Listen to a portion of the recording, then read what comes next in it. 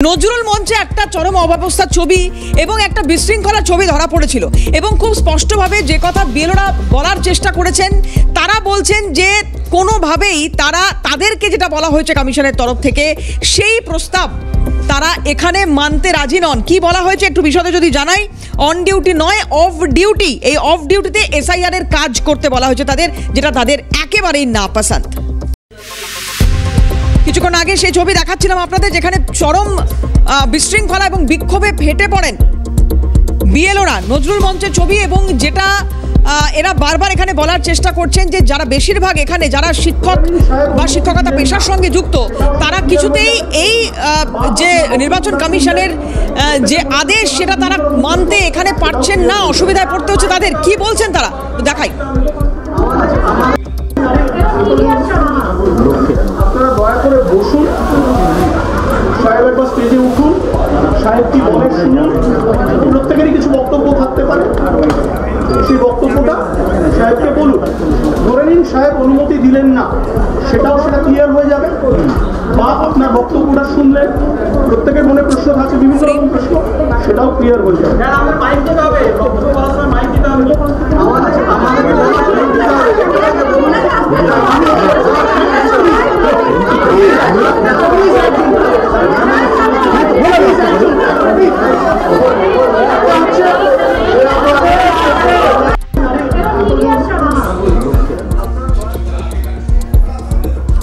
নজরুল মঞ্চে চরম বিশৃঙ্খলা, অন ডিউটি নয় অফ ডিউটিতে এসআইআর এর কাজ, এতেই প্রবল ক্ষোভে ফেটে পড়ছেন বিএলওরা। যেটা সিএনএর ক্যামেরার সামনে কিছুক্ষণ আগেও তারা বলছিলেন যে এইভাবে দুদিক সামলানো তাদের পক্ষে সম্ভব নয়। বেশিরভাগ বিএলও যারা প্রশিক্ষণের জন্য আজকে এসছেন, বাকি অন্যান্য জায়গাতেও প্রশিক্ষণ চলছে, কিন্তু নজরুল মঞ্চে এই বিক্ষোভ এবং এই বিক্ষোভের কারণ যেটা স্পষ্ট হচ্ছে, অফ ডিউটিতে এসআইআর এর কাজ, অন ডিউটি নয়, এটা মানতে অসুবিধা আছে তাদের। দুই জায়গা অর্থাৎ দুটো দিক সামলানো এখানে অসুবিধার, ভীষণভাবে অসুবিধা হয়ে যাচ্ছে তাদের, এমনটাই কিন্তু সরাসরি বলছেন তারা।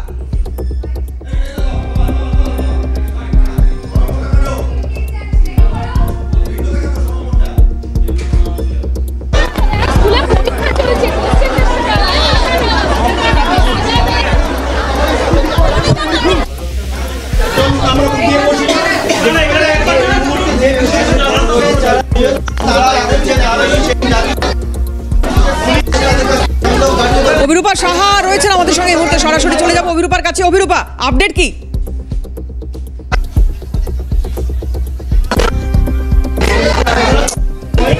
কিছুক্ষণ আগেই পুলিশের এক আধিকারিক তিনি এসেছিলেন, সমস্ত বিএলওদেরকে বুঝিয়েছেন। তারা বলছেন যে তাদের যে সুনির্দিষ্ট দাবিগুলো রয়েছে সেই দাবিগুলো কমিশনকে জানা। বলছি দাদা, একজন পুলিশ আধিকারিক এসে আপনাদেরকে যে কথাগুলো বললেন, বলা হলো ফের আপনারা আসন গ্রহণ করুন। তার আগে আমাদেরকে জানালেন যে নির্বাচনী আধিকারিকের সাথে কথা বলে আমাদেরকে জানালে তবে আমরা ডায়াসে গিয়ে বসবো। এবং আপনাদের তরফ থেকে বলা হয়েছিল যে কনস্টিটিউয়েন্সি ভিত্তিক না, চিঠিটা তো আমরা দিতেই পারি, কিন্তু আমরা এখানে চিঠি কেন দেব? কারণ সমস্তই তো নির্বাচন কমিশনের ডেটাবেসের মধ্যে আছে। যখন আমাদের বিএলও ডিউটি তৈরি করা হয়, ঠিক সেরকমভাবে আমাদের অন ডিউটিটা তৈরি করা যেতে পারে। ফলে আমাদের এর জন্য তো আলাদা দেওয়ার প্রয়োজনীয় নেই এই মুহূর্তে। আমরা তিনি পুলিশ আধিকারিক এলেন, উনি আমাকে বললেন যে ভেতরে বসে অনুষ্ঠানটা আমাদের দাবিগুলো করার যেগুলো আছে সেগুলো প্রত্যেকে শুনবে, নির্বাচনী আধিকারিক থাকবেন এবং সেখানে আমরা প্রত্যেকে যারা আছি তাদের প্রত্যেকের কী অবস্থা শুনবেন। চারটি অভিযোগের কথা আপনারা বলছেন, নির্দিষ্ট সেই চারটি। একটা হচ্ছে আমাদের প্রথম কথা হচ্ছে অন ডিউটি, যেহেতু আমরা সবাই স্কুল শিক্ষক, আমাদের সামনে পরীক্ষা, স্কুল চলছে, এই অবস্থাতে আমরা কাজটা করব কী করে। দ্বিতীয় হচ্ছে আমাদের নিরাপত্তা। এই কাজ করতে গিয়ে আমরা বিভিন্ন রকম অবস্থার সম্মুখীন হতে পারি।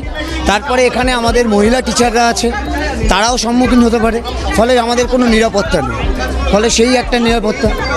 3 নম্বর হচ্ছে আমাদের যেটা বলা হয়েছে যে আমাদের সমস্ত এই যে কথাবার্তাগুলো, এটাকে কমিউনিকেট করতে হবে আধিকারিকদের সাথে, এটা এই বিষয়ে যদি আমাদের বিষয়গুলো ফলে ইতিমধ্যেই মোট 4টি দিক তারা ইঙ্গিত করেছেন, তার মধ্যে উল্লেখযোগ্য 2টি বিষয়। একটি হচ্ছে অন ডিউটি তারা এই কাজ করবেন, অর্থাৎ এসআইআর এর কাজ করতে গেলে তাদেরকে অন ডিউটি অর্থাৎ স্কুল সার্ভিস টাইমেই এই কাজ তাদেরকে করতে দিতে হবে। দ্বিতীয়ত নিরাপত্তা সুনিশ্চিত করতে হবে। তোমাকে আরো একবার ছবিটা দেখাতে বলবো। কমিশনের প্রতিনিধিরা ঠিক যে রুমে রয়েছেন তার বাইরে পুলিশ আধিকারিকদের মোতায়েন করা হয়েছে। বাইরে এই সমস্ত বিএলওরা রয়েছেন। প্রথম দফায় ঠিক হয়েছিল যে একটি নির্দিষ্ট চিঠি দিতে হবে, সেই চিঠি আপাততভাবে তারা দিতে চাইছেন না। তারা বলছেন চিঠি নয়, একেবারে সরাসরি বসে তারা তাদের সমস্যার কথা বলবেন এবং কমিশনের আধিকারিককে শুনতে হবে। এবং একজন পুলিশ আধিকারিক তিনি এক প্রকার মধ্যস্থতা করলেন। ইতিমধ্যেই তিনি কমিশনের টিমের সঙ্গে কথা বলবেন। প্রয়োজন হলে এই সমস্ত বিএলও যারা রয়েছেন তারা ফের ডায়েসে গিয়ে বসবেন, কমিশনের আধিকারিক আসবেন, তাদের কাছে নতুন করে তাদের সমস্যার কথা, এই সমস্যার কথা তারা ফের তুলে ধরবেন। ফলে বিষয়টা কোন দিকে ঘটছে সেই দিকে অবশ্যই নজর থাকবে। এটা খুব ইম্পর্টেন্ট একটা বিষয় যেটা তুমি বলছো, বা এর আগেও যখন তোমার সঙ্গে কথা হচ্ছিল যে এখানে যে সমস্ত বিএলওরা আসছেন প্রশিক্ষণ নেওয়ার জন্য তাদের অধিকাংশই কিন্তু শিক্ষকতা পেশার সঙ্গে যুক্ত।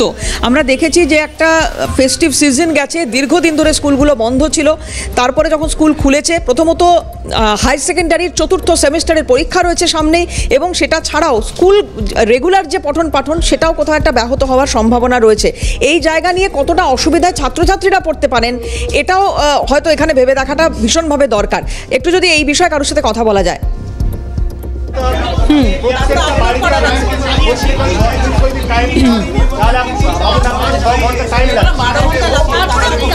একদমই তাই, যারা রয়েছেন একটু কথা বলছি। ম্যাডাম একটু কথা বলছি। স্কুলগুলোতে পরীক্ষা চলছে, অন ডিউটিতে যদি আপনাদের এই কাজ করতে হয়, মানে সেক্ষেত্রে ক্লাস নিতেও একটা সমস্যা হবে, ক্লাস তো করা সম্ভব নয়, ছাত্রছাত্রীদের ভবিষ্যৎ সেটাও তো অথই জলে পড়ে চলেছে। সরকারের দেখার কর্তব্য, নির্বাচন কমিশনের তো একই সাথে দুটোই কর্তব্য। তারা শুধু শিক্ষকদের এই দায়িত্বটা দিলেন কেন? আরও তো বিভিন্ন জায়গার বিভিন্ন কর্মচারী রয়েছে, তারা যদি আমাদের ঘাড়ে দায়িত্বটা চাপিয়ে দেন আমরা দুটো কাজ কি করে করব? একই সাথে স্কুলও করব, এই কাজটাও করব, কিভাবে করব? বেছে বেছে শিক্ষা ক্ষেত্রকেই কেন বাঁচা হলো? তুমি দেখছো সেই ছবি। ইতিমধ্যেই যারা রয়েছেন তারা ফের ভেতরে যাচ্ছেন। একটু কথা বলবো শেষমেশ। আপনারা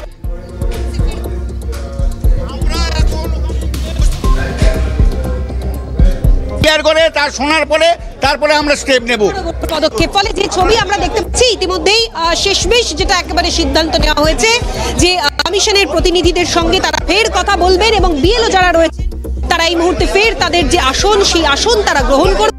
এবং কমিশনের টিম, তোমাকে একবার ছবিটা দেখাতে বলবো চিত্র সাংবাদিক কমিশনের টিম যেহেতু ভেতরে রয়েছে তারা বেরিয়ে আসবেন, সমস্যার কথা তারা বলবেন এবং সেই সমস্যার কথা শোনার পর কি সুরাহা হয়, কি সিদ্ধান্ত নেওয়া হয়, পরবর্তীকালে বিষয়ে পদক্ষেপ গ্রহণ করবেন। দেবারতী। অভিরূপা, আরও বেশ কিছু জায়গায় তো প্রশিক্ষণের কাজ চলছে আমরা দেখছি, এবং খুব গুরুত্বপূর্ণ আজকের এই দিনটা, কারণ আজ, কাল এবং পরশু এই 3 দিনের মধ্যে কিন্তু এই প্রশিক্ষণের যে প্রথম পর্যায়টা সেটা কিন্তু সমাপ্ত হওয়ার কথা। কিন্তু যদি এই ধরনের ক্যাওস হতে থাকে তাহলে এমনিতেই যেটা তৃণমূল কংগ্রেসের তরফ থেকেও একাধিকবার দাবি করা তোলা হয়েছে, যেটা এই প্রসেসটা এত তাড়াতাড়ি সম্ভব নয়, সেক্ষেত্রে একটা ভীষণ চ্যালেঞ্জের মুখে নির্বাচন কমিশনকে হয়তো পড়তে হতে পারে। সেই জায়গায় আজকে এতটা সময়ও নষ্ট হচ্ছে, ফলে এটা কি ভাবছে নির্বাচন কমিশন এটা নিয়ে?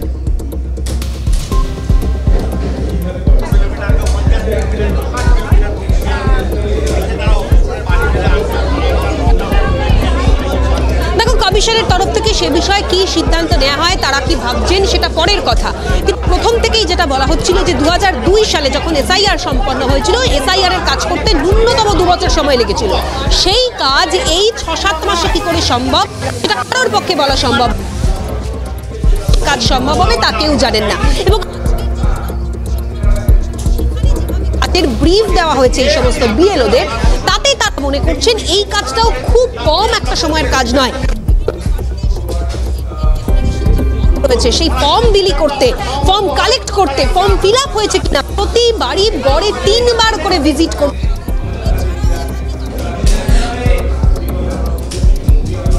অভিরূপা, আমি একটু বিরত করি তোমাকে, সঙ্গে থাকো আমাদের সঙ্গে এই মুহূর্তে জয়প্রকাশ মজুমদার তৃণমূল নেতা রয়েছেন। জয়প্রকাশ দা, স্বাগত জানাবো আপনাকে। এবং যেটা জানতে চাওয়ার এখানে যে বিএলওদের প্রশিক্ষণ চলছে, আজকে প্রথম দিন, নজরুল মঞ্চের ছবি দেখাচ্ছি, একটা বিশৃঙ্খল পরিস্থিতি। এরা বলছেন যে কিছুতেই তারা নির্বাচন কমিশন যে কথা বলছে এটা তাদের পক্ষে মানা সম্ভব নয়, অর্থাৎ একসঙ্গে দুটো কাজ, মানে এসআইআর এর কাজ বা প্রশিক্ষণ কমপ্লিট করে আবারও তাদের নির্দিষ্ট কাজ করা সম্ভব নয়। দুবার আলাদা করে এইভাবে চলতে পারে না। আপনি কিভাবে দেখছেন এই বিষয়টাকে? না, আমি দেখছিলাম আপনাদের ওখানে কয়েকজন যে কথাগুলো বলছেন বিএলও, তাদের কথায় তো যথার্থতা আছে, বাস্তবিক সমস্যা আছে।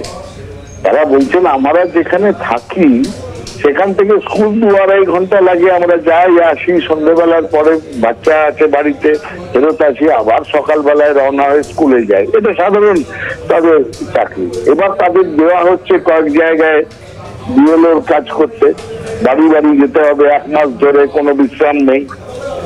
তখন স্কুলে যে কামাই হবে, স্কুল আর বিএলওর কাজটা একসঙ্গে চলতে পারে না। সেখানে কি ব্যবস্থা হয়েছে? স্কুল তাকে দেখাবে অ্যাবসেন্ট, মাইনেটা তো স্কুল থেকে পায়, এখান থেকে কি পাবে? ইলেকশন কমিশন খাটিয়ে নিচ্ছে। তারপর তারা নিরাপত্তার কথা বলেছেন, নিরাপত্তাতে তারা চুপ করে আছেন। নির্বাচন কমিশন নিরাপত্তার ব্যবস্থা করুক, তাদের রাজ্য সরকারকে বলতে হবে, এবং রাজ্য সরকারের পুলিশ এই নিরাপত্তা দিলে রাজ্য সরকারকে পেমেন্ট করতে হবে। তাদের ব্যবহার করছি। নির্বাচন কমিশন তো এরকম করতে পারে না, মাতব্বরি সকলকে হুকুম দিয়ে বেড়াবে, তার জন্য যথাযথ ব্যবস্থা করতে হবে। বেশ কিছুদিন ভালোভাবে কাজ করার পরে আমরা দেখতে পাচ্ছি যে নির্বাচন কমিশন নানাভাবে তাদের পদস্খলন হচ্ছে, তাদের কাজকর্ম ঠিক নেই। এবং মনে রাখা দরকার, এটা বিজেপির প্ররোচনাতে হচ্ছে, আর নির্বাচন কমিশনের প্ল্যানিং ঠিক নেই। গতবার এসআইআর হয়েছিল 2002-2003, তখন তো এনডিএর প্রধানমন্ত্রী ছিলেন অটল বিহারী বাজপেয়ী, তখন তো মানুষ এত কষ্ট পায়নি, বিএলওদের মধ্যেও আর কোনো অসুবিধা হয়নি, কারণ তখন 2 বছর ধরে হয়েছিল, শনি রবি করে তাদের কাজ করতে হতো। হঠাৎ কি হলো যে 2 মাসের মধ্যে করতেই হবে, পশ্চিমবঙ্গের জন্য মানুষের মনে ত্রাস তৈরি করতে হবে, বাদ দিতে হবে, বিজেপি বলেছে। এইভাবে কি ইলেকশন কমিশন কাজ করে? ইলেকশন কমিশনের আরো অনেক ধৈর্য দেবে, যদি হয় তাহলে কত বছর থেকে শুরু করলো না কেন কাজ? এইসব হচ্ছে ইলেকশন কমিশনের হটকারিতা এবং তাদের প্ল্যানিং এর দুর্বলতা। তার জন্য সাধারণ মানুষ, সাধারণ লোকজন, সাধারণ শিক্ষক, সরকারি কর্মচারী, তাদের অসুবিধাটা তো বুঝতে হবে। সেটা বোঝার এখানে কে আছে? দিল্লিতে বসে ঠান্ডা করে বসে বসে অর্ডার দিচ্ছেন। কিন্তু বিহারের সাফল্যের কথাও তারা বলছেন। কিসের বিহারের সাফল্য? বিহারের সাফল্য ওরা বলছে, কিন্তু সুপ্রিম কোর্ট কি সেটা বলছে? সুপ্রিম কোর্ট বলছে আজকে বিহারে বলেছিল আমাদের এখানে প্রচুর বাইরের লোক আছে, তাদের নাম বাদ দেবো। আর যখন বাদ যারা গেছে তাদের হিসেব বলতে দেখা যাচ্ছে 23 লক্ষ লোকের মধ্যে 18 লক্ষ লোক হচ্ছে মৃত, তাই জন্য বাদ পড়েছে। একজনের নামও দেখাতে পারেনি যে বাইরে থেকে এসে নাম লিখিয়েছিল। অনুপ্রবেশকারী একটা লোকের নাম দিতে পারেনি। এটা কি সাফল্য? তাহলে বলেছিলেন কেন? এই ধোয়া তুলেছিলেন কেন? সুপ্রিম কোর্টে দাঁড়িয়ে বলেছিলেন আমাদের এটা ঠিক করতে হচ্ছে, কারণ অনেকেই ভারতবর্ষের লোক নয়, তাদের নাম আছে, বলেছিলেন কিনা? কিন্তু এখন একটাও দেখাতে পারছেন ইলেকশন কমিশন। এসআইআর এর যথার্থতাই তো প্রমাণ করতে পারছেন না। হঠাৎ শুরু করেছিলেন ইলেকশন কমিশনকে সুপ্রিম কোর্ট বলে আপনারা একটা রাজ্যে শুরু করলেন কি করে? এটা তো সারা ভারতবর্ষে হওয়ার কথা, আপনারা এইভাবে সিদ্ধান্ত নিলেন কেন? তাই জন্য এবার দেখুন, এবং আসামকে বাদ রাখা হয়েছে এই পর্যায়ের জন্য। আসামকে শুধু নয়, ইলেকশন কমিশন বলছেন যে অনেক অনুপ্রবেশকারী এসছে। তাই যদি হয় তাহলে যেটা অভিষেক বন্দ্যোপাধ্যায় বলেছেন, মিয়ানমারের সংযুক্ত বর্ডার, রোহিঙ্গাদের কথা বারবার শুনছি আমরা বিজেপির মুখে নানাভাবে, তাহলে সেখানে মিয়ানমারের সঙ্গে সংযুক্ত যেসব বর্ডার আছে, যেসব স্টেট, রাজ্য, সেখানে কেন করা হচ্ছে না এসআইআর? কি কোন লজিকে চলছে এরা? পশ্চিমবঙ্গের সঙ্গে মিয়ানমারের কোনো বর্ডার নেই। আবার অন্যদিকে বিজেপির নেতা বলছেন কোনো বর্ডার থাকার দরকারই নেই। জগন্নাথ সরকার বলছেন যে পশ্চিমবঙ্গ এবং বাংলাদেশের কোনো আন্তর্জাতিক বর্ডারের দরকার নেই, কাঁটাতারের দরকার নেই, বর্ডার মুছে দেওয়া উচিত। কে যে কি বলছে, কি তাদের বক্তব্য বোঝা যাচ্ছে না, শুধু মানুষের কষ্ট বাড়ছে, মানুষের মনে আতঙ্ক বাড়ছে, এটাই হচ্ছে বাস্তব পরিস্থিতি। অনেক ধন্যবাদ জয়প্রকাশ দা। জয়প্রকাশ মজুমদার তৃণমূল নেতা আমাদের সঙ্গে ছিলেন টেলিফোনে। খুব সংক্ষেপে আরও একবার একটু অভিরূপার কাছে যাওয়ার চেষ্টা করব। অভিরূপা, একটা বিষয় যেটা এখানে উল্লেখ করতে হবে, তাহলে যেটা কমিশনের ওপর একটা সার্বিকভাবে প্রেশার তৈরি হবে হয়তো বা হচ্ছে হয়তো, কারণ সময়টা কমে আসছে। এতটা সময় দেখো, সকাল থেকে 11টা থেকে শুরু হওয়ার কথা এবং তারপরে একটা প্রসেসে চলছিল, কিন্তু এই মুহূর্তে দাঁড়িয়ে যেটা তোমার সঙ্গে কথা বলেও মনে হচ্ছে যে পুরো প্রসেসটা আপাতত হয়তো একটা ছেদ পড়েছে, ফলে একটা টাইম তো ওয়েস্ট হলোই। কি ভাবছে কমিশন, খুব সংক্ষেপে একটু যদি জানতে পারি।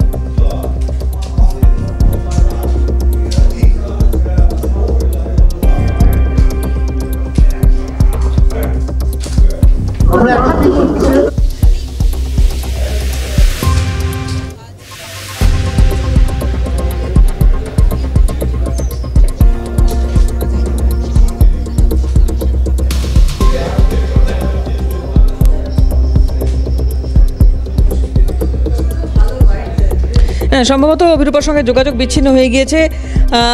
নজরুল মঞ্চে যে চরম বিশৃঙ্খলা কেন হলো, কি বলতে চাইছেন যারা প্রশিক্ষণ নিতে এসেছেন যে বিএলওরা, আরও একবার একটু শোনাবো আপনাদের কি বলছেন, দেখুন। হিন্দি প্রসেস শুধু কিন্তু হাউস ভিজিট না, তারপর আপলোড করা, হ্যাঁ, এগুলোকে ডিজিটাইজ করা, অনেকটা কোয়ান্টাম অফ ওয়ার্ক, অনেকটা।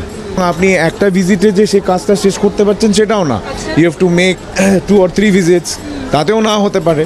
বড় অ্যাজিটেশনের জায়গা যে আমাদের কাজের স্পেস শুধু না, টাইমটাও তো দিতে হবে। অ্যাজ এ পার্সন আমি একটা জায়গায় একটা কাজে আমি একটা সময়ই উপস্থিত থাকতে পারবো, দুটো আমি কি করে করবো? এটা একটা বিরাট আপত্তির জায়গা। আমরা 2002-এর সাথে 2025-এর ম্যাপ করালাম। আমরা 149 কসবা আমরা স্কুল করেছি, রাত জেগে এই কাজটা করেছি। আমার colleague Rashbehari constituency, Tollygunge constituency, Maniktala constituency, তারা কিন্তু স্কুলে ছুটি পেয়েছে, বাড়ি বসে কাজটা করেছে। তাহলে একই ইলেকশন কমিশনের আন্ডারে আমরা কাজ করছি। বাম নেতা সুজন চক্রবর্তী রয়েছেন এই মুহূর্তে টেলিফোনে। সুজন, আপনাকে স্বাগত জানাবো। যেটা প্রশিক্ষণ চলছে এই মুহূর্তে, নজরুল মঞ্চে একটা চরম বিশৃঙ্খলার খবর আমরা পাচ্ছি, যেখানে অন ডিউটি নয় অফ ডিউটিতে এসআইআর এর কাজ, আবার এটাই না পছন্দ বিএলও যারা প্রশিক্ষণ নিতে এসেছেন তাদের। কিভাবে দেখছেন এই পরিস্থিতিকে? না দেখুন, আমি তো যেদিন নির্বাচন কমিশন অ্যানাউন্সমেন্ট করলো এবং পরের দিন সিইও দপ্তরে মিটিং ডাকলো অল পলিটিক্যাল পার্টি, আমি সেদিনই বলেছিলাম, সাংবাদিকদেরও বলেছিলাম যে মোস্ট ইল প্রিপেয়ার্ড একটা ইলেকশন কমিশন অ্যারেঞ্জমেন্ট, মোস্ট ইল প্রিপেয়ার্ড একটা, যেভাবে এসআইআর করছে, কেন করছে এভাবে আমি জানি না। Intensive revision is a must, নির্ভুল voter list is a must, যেটা বছরের পর বছর ধরে করা উচিত ছিল, এখন করুক, সেটা আমরা চাই। সেই কারণে আমাদের এক্ষেত্রে কোনো অপোজিশন নেই, কিন্তু অপোজিশনটা হচ্ছে এই যে এসআইআর এর নাম করে এমন ভাবে একটা গোপনে গোপনে কাজ করতে চাইছে এবং নাগরিকত্বকে বেড়াতে চাইছে, এবং সেটা যেমন দমবন্ধ করে যেন কাজটা করতে হবে। 1 মাস টাইমের মধ্যে এত সমস্ত কেন? দরকারটা কি ছিল?